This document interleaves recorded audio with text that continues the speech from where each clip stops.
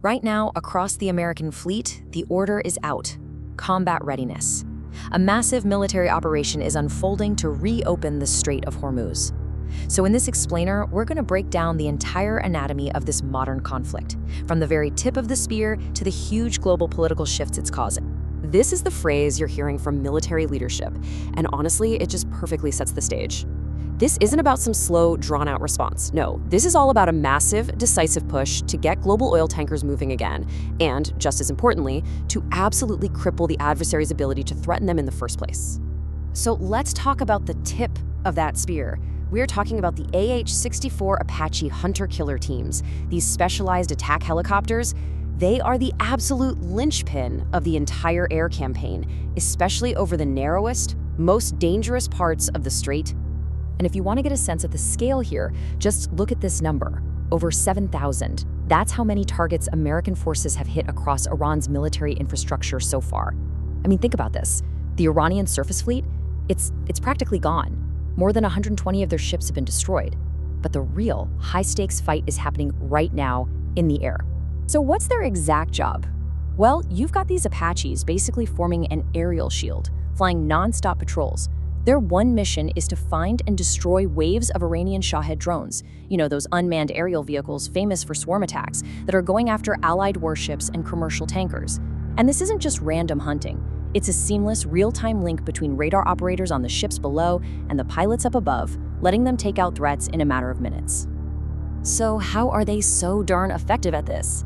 The answer is the Apache's incredibly versatile three-tiered arsenal. It's not just one weapon. It's a whole toolkit, a suite of weapons designed for literally any situation, which makes it a complete killing machine. Okay, so this is what makes these things so absolutely lethal. They have the right tool for every single job. For close-range stuff, the 30mm chain gun just shreds drones with high explosive rounds. Need to hit a wider area? It can unleash a hailstorm of 76 Hydra 70 rockets.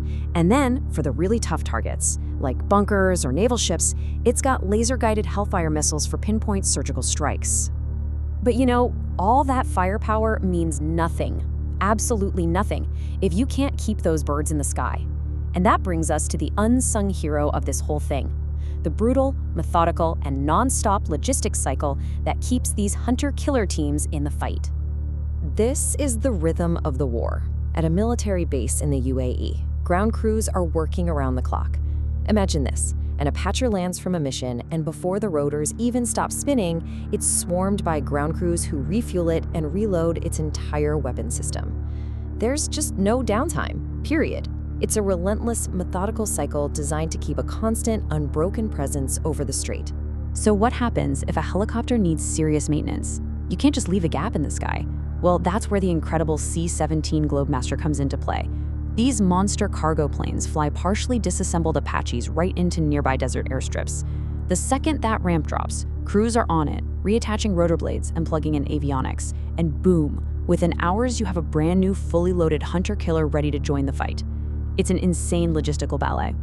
And if you want a number that really drives home the sheer human scale of this logistical machine, check this out: 15,000. That's not a weapons payload, that's the number of meals served every single day on a carrier like the USS Gerald R Ford.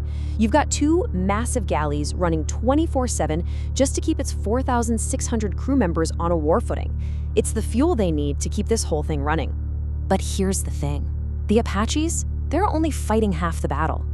While they own the skies, a completely different war, a much quieter and arguably more dangerous one, is being fought just below the surface against an invisible threat.